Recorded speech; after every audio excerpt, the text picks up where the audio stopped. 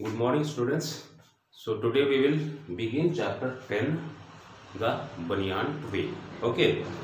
So in this lesson we will study the story of mongoose. Okay. And in chapter 9 we had studied the desert animals, and there we have seen the mongoose, and I have told something about it. Okay, so once again the uh, we will study about mongoose in this chapter. Okay, so before we come to the text and the story, let's see the introduction which is given in your book itself. Okay, so have you seen a mongoose? क्या आप कभी mongoose देखे हैं? तो mongoose का मतलब होता है नेवला, स्टूडेंट. ओके, तो नेवला आप लोग कभी देखे होंगे. You have read it in lesson 9 that A mongoose can fight with and kill a snake. और लेसन 9 में मैं आप लोगों को बताया कि मंगूस स्नेक से बहुत चालाकी के साथ फाइट कर सकता है और उसको वो मार सकता है. Look at the picture and read the line given along with them. तो यहाँ पे आपके बुक के सामने या आपके बुक में फर्स्ट पेज में देख रहे होंगे एक मंगूस और एक सांप कैसे लड़ रहे हैं. ओके, अब देखते हैं. पर इस लेसन का नाम दिया गया है द banyan tree.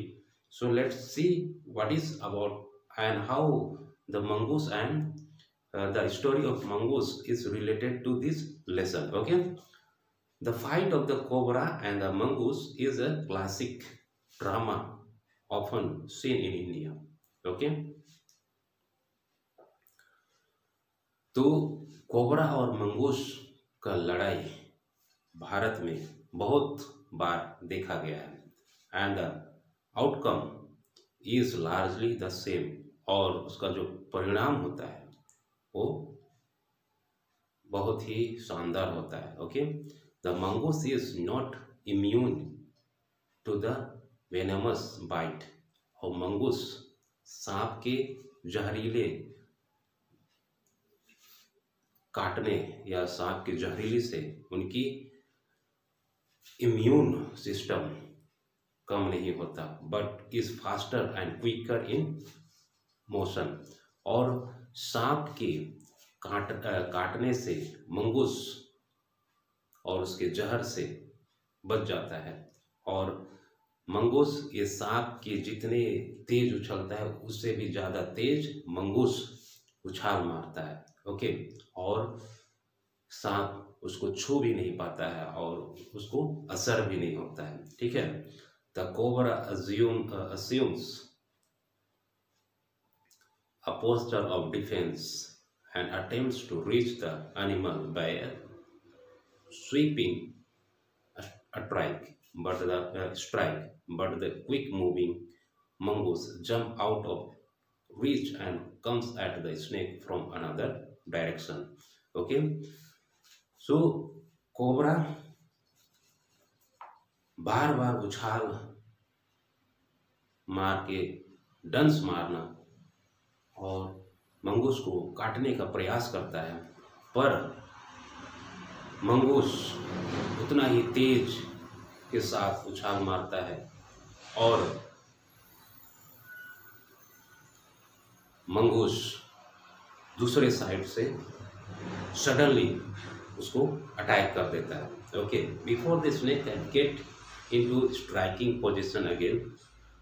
और सांप अपनी स्ट्राइकिंग पोजीशन में आए उससे पहले ही मंगूस छलांग मार के अदर साइड में चला जाता है. Okay, this constant moment tyres and discourage the snake. और इस तरह का जो गतिविधि इन दोनों के बीच में होती है उससे सांप थक जाता है, और जब सांप थक जाता है तो मंगूस उस पर झपट पड़ जाता है और उसको दबा करके मार डालता है. Okay, and the mongoose is finally able to live in close and bury it teeth in the snake's neck. और अंत में मंगूस सांप को अपने मुंह से दबोच लेता है और उसके गर्दन में दांत चुभो देता है और उसको मार देता है, usually severing the points in its वर्टब्रेड,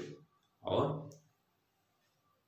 वो कंपकपी होकर के मर जाता है। ओके, सो इस तरह का लड़ाई होता है इन दोनों जानवर एनिमल के बीच में। ओके, अब देखते हैं,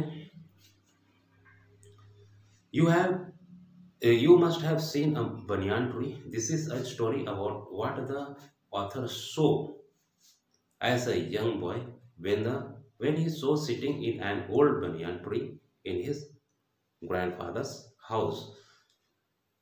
तो इस स्टोरी में बनियान ट्री टाइटल दिया गया है, जिसको ऑथर ने देखे थे जब वो एक लड़का और एक यंग था और उस पेड़ को अपने दादाजी के घर में बैठ करके देखते थे। Okay, though the house and grounds belong to my grandparents, my magnificent old banyan tree was mine. तो ये ऑथर अपने दादाजी के घर में बैठ करके इस बनियान ट्री को देखते हैं और वहाँ पे ये सोचते हैं, हालांकि यहाँ की ज़मीन, यहाँ का घर ये मेरे दादाजी का है, पर ये बनियान ट्री ये मेरे है, कहता है। Chiefly because grandfather at 65 could not लोअर क्लाइम इट। और ये बहुत ही आसान है क्योंकि दादाजी अब 65 के हो गए हैं और वो इस बनियान ट्री में नहीं चढ़ सकते हैं, ऐसे ऑथर सोचते हैं, है ना। तो उसमें चढ़ने और झूला झूलने के लिए ऑथर बहुत ही मतलब इंटरेस्ट है और इसीलिए वो इस तरह से कहते हैं। Its spreading branches which hung to the ground and took root again। और आप लोग बनियान ट्री देखे होंगे, बनियान ट्री बहुत ही ह्यूज होता है। अगर एक ह्यूज बनियान ट्री है तो उसके डालों से एक रूट जैसा निकलता है और वो रूट जमीन तक छुआ रहता है, और अगर उस तरह का रूट होता है तो झूलने में भी, उसमें झूला झूलने में भी बहुत अच्छा होता है। ओके, उसको पकड़ करके हम लोग झूला झूल सकते हैं।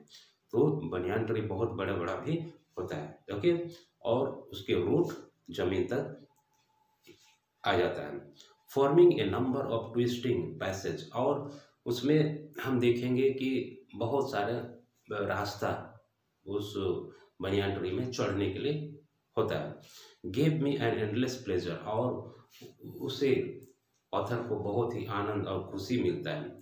Among them were squirrel and snails and butterflies. और उस बनियान ट्री में बहुत सारे पक्षियाँ और छोटे जानवर अपना घर बनाने और रहने के लिए आते हैं, जैसे बटरफ्लाइज, चिड़िया, ये सारी चीज़। Okay, the tree was older than the house. और वो बनियान ट्री घर से भी जब से घर बना उससे भी बहुत पहले का वहाँ था, और इसलिए इसको कहा गया है द बनियान ट्री घर से बहुत पुराना है।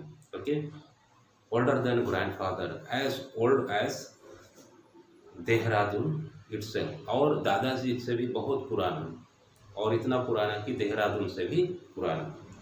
It could hide myself in its branches behind thick green leaf and spy on the world below। और उस पेड़ की पत्तियां, डालियां ऑथर को छुपा देते थे, है ना। और वहाँ से वो बहुत ही सीक्रेटली, बहुत ही गुप्तनीय रूप से पूरी दुनिया को उसके पेड़ के ऊपर से देखते थे। Okay, my first friend was a small grey squirrel. और वहाँ उसको रहते हुए वो अपना फ्रेंड एक स्क्वायरल, एक गिलहरी को बनाता है। Arching his back and sneaking into the air. Arching मतलब मुड़ना, है ना, और स्नीपिंग मतलब सूंघना। तो वो गिलहरी अपने पीठ को मोड़ते हुए और सूंघते हुए हवा में। He seems at first to resent my invasion of his privacy। और वो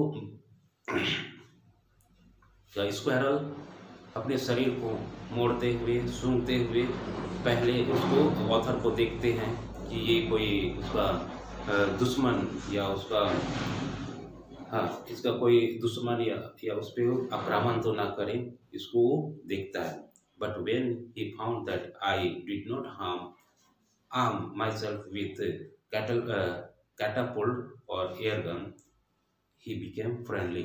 और जब स्क्वायरल देखा कि ऑथर उसे किसी तरह का नुकसान नहीं पहुंचाया अपने कैटापुल्ट से और एयर गन से, तो स्क्वायरल उसके साथ बहुत ही जल्दी दोस्त बन गया। Okay, and when I started bringing him pieces of cake and biscuit, he grew quite bold and was soon taking morsels from hand।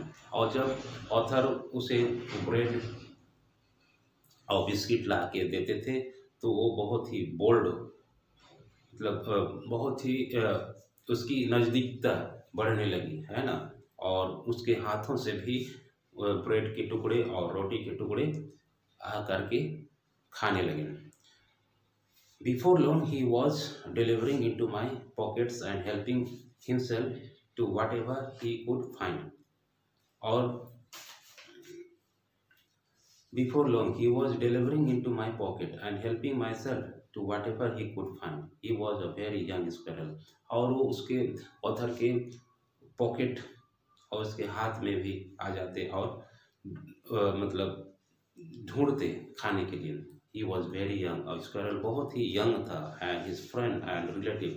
और स्क्वायरल ऑथर के साथ दोस्त बन गए। Probably thought him foolish and headstrong for trusting a human। और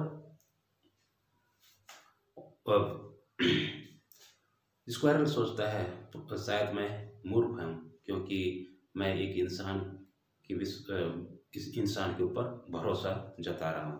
okay, तो इस तरह से इन दोनों की दोस्ती होती है।